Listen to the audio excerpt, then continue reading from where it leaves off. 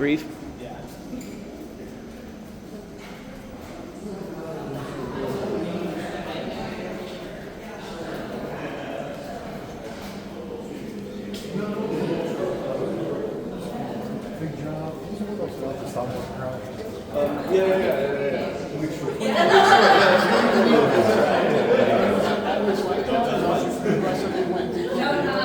Built by the founders.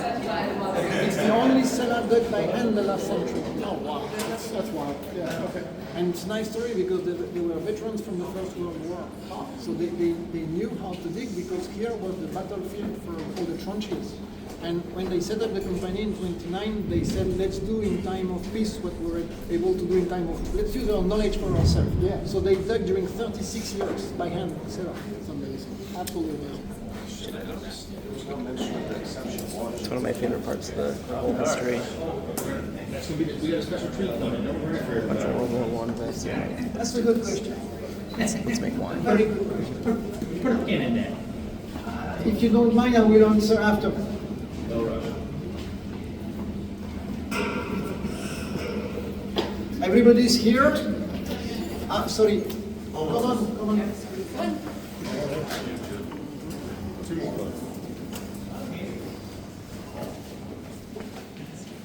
So you see we are just below. You remember first juice, cuvée, tie number 1, tie number 2. This will go somewhere. We will use this. At this stage, we will pump the juice. Until now, we are 3 floors below, but we are still on the floor on this side, but we are on the ground on this side. And we will pump the juice from here and to fill all these small tanks you have here. We have 2 rooms like this, next door and here. So we have about 60 small tanks.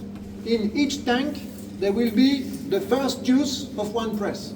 And in each tank, there will be 1 lieu-dit. So there is still a map here. I can see it from here. So you said one plot. One plot. So you see on the map you have behind you, now everything is empty. I'll explain you why.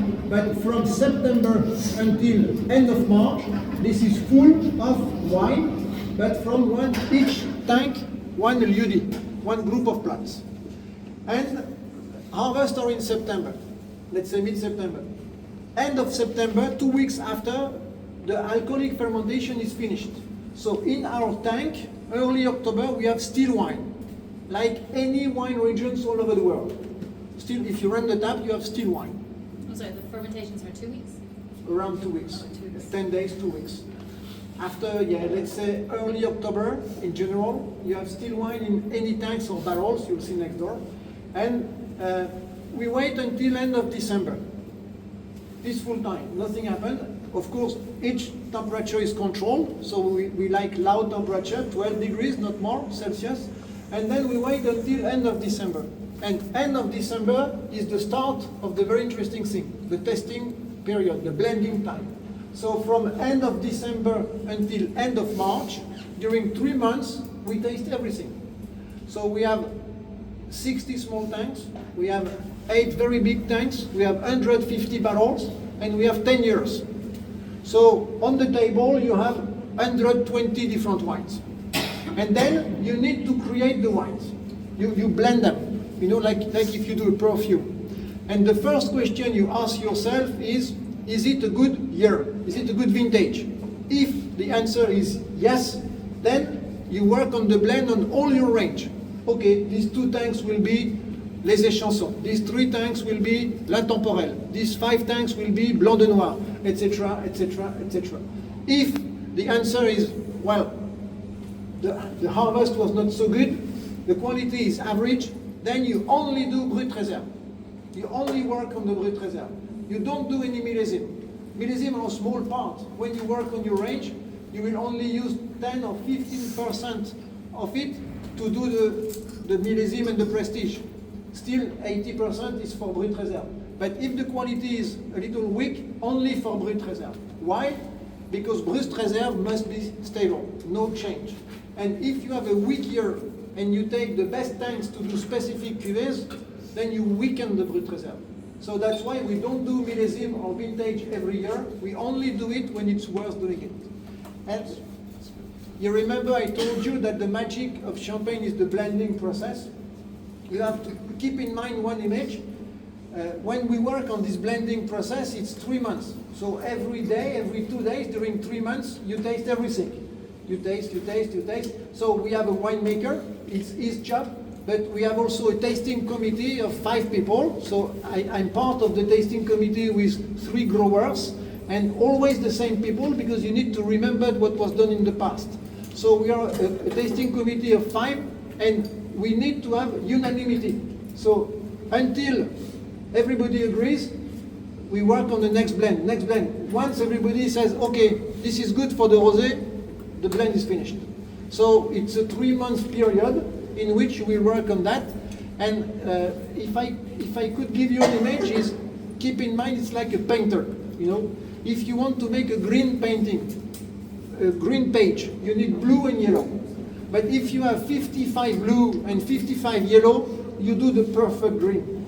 So the more you divide the number of tanks and barrels, the more you can be precise in your blend, and the more complexity you will bring to it, and the more consistency you will obtain. So that's why I was saying the magic of champagne is blending. It's because when you have a huge diversity in front of you, then you can work on different types of blend. Of course, there will be always a Burgundy approach, one plot, one man, one vintage. It works. But most of the time, champagne is a world of blending. So we like to blend different things so that there is a consistency. Any question? So when you get a vintage specific, it's very special. Yes. If you do a vintage, must be special. So, to give you an example, 24. Last harvest, we were able to do the whole range because the quality was fantastic. So anything you taste is good. Okay, let's work on the whole range. Blanc de Noir, Blanc de Blanc, Extra Brut, Millésime, Prestige. The year before, 23, we had a disease, the mildew. So it killed the quality. So what we brought here was weak. So we had to work with the reserve wines, the wines from the past. So we focused on the Brut Reserve. Because the base year 23 for Brut Reserve, we don't want it to be weaker than the year before and the week after. But we didn't do any vintage 23. But you can do it. It's not the whole region. Any grower can decide to do a vintage or not. Because maybe here we consider the quality is very high, and our neighbor is saying, I'm not totally sure, or the opposite. So everybody can do vintage or not. Is that, so when you're deciding if it's quality and you said, hey, this was a great year, but then let's say you taste it and you don't love it, then would that be a quality issue? As just Absolutely. Okay. In fact, when I'm saying it needs to be quality, it's only when you taste. Okay. Because during harvest you have an idea. Okay. During harvest you see the grapes, you see the level of sugar, you see you have a good idea of the quality. But sometimes you're disappointed when you taste. Sometimes you say, okay, the grapes don't look nice, but when I taste it's good. Okay, let's try to work on it. So it's only when you taste. So until early January, we don't know if we do vintage or not. That's why it's difficult to anticipate. Because, the rosé we did this year, with the base year 24, we will sell it in 5 years. Because it needs time for aging. What will be the market for rosé in 5 years? You know? So you always need to anticipate. If you're in Provence, you harvest in September, you sell the wine in January. You can adapt. In Champagne, you sell it the shortest in 3 years, sometimes in 10 years. So that's why sometimes there is shortage, sometimes there is a bit too much, because we don't know if there will be taxes, if there will be war, if there will be, you know. So you anticipate things, but the market can be changed in 5 years. So it's always, Champagne is a big boat, it's always difficult to move. So sometimes people say, but why is there a shortage of champagne, like 2 years ago? Because during COVID everything stopped, we stopped the process, and we were not far enough to make it work, you know. So it's not there was no more bottle, it's just that we could not supply, you know, because it needs time. In the tasting process, when you decide if there will be vintage, how many people are part of that process? 5. Winemaker, the winemaker, we call it, in Champagne we call it chef de cave, the boss. He's the boss. And he's a very important guy because he's the one that is responsible for the style of the house.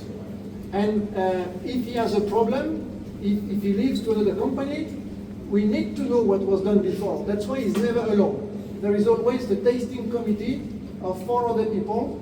Of course, the winemaker is doing 95% of the job. It's his job.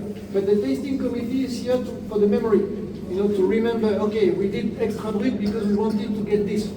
We did rosé because we wanted to get that. So it's very important that you have a tasting committee with him. Is it majority, or if the winemaker says no, is it no? Yes. And if everybody else says yes, and he says no? To tell you the truth, we need unanimity. Let's say we work on the rosé. Okay, we have 10 glasses. Everybody's tasting, very silent, and after the tasting, everybody say glass number 1, glass number 2. Okay, and then maybe we say, okay, glass number 2 and glass number 5 are the most interesting, but we're not sure. Okay, the day after, let's make an evolution around glass number 2 and glass number 5, 10 other glasses, until everybody says, okay, this is glass number 6. Everybody agrees? Yes. But if the winemaker says no, it's no. It's decided. And if the winemaker says, no, I don't want to make vintage, I am the boss here, I say, I want vintage, I need it for the market. No, we won't make vintage, it's no. You have to focus on quality. He is the keeper. He has his name on it. We sell a certain price, it must be good. So if he says, no, I'm not sure we can do rosé this year, okay, let's don't do rosé. Nature. Next door, you follow me?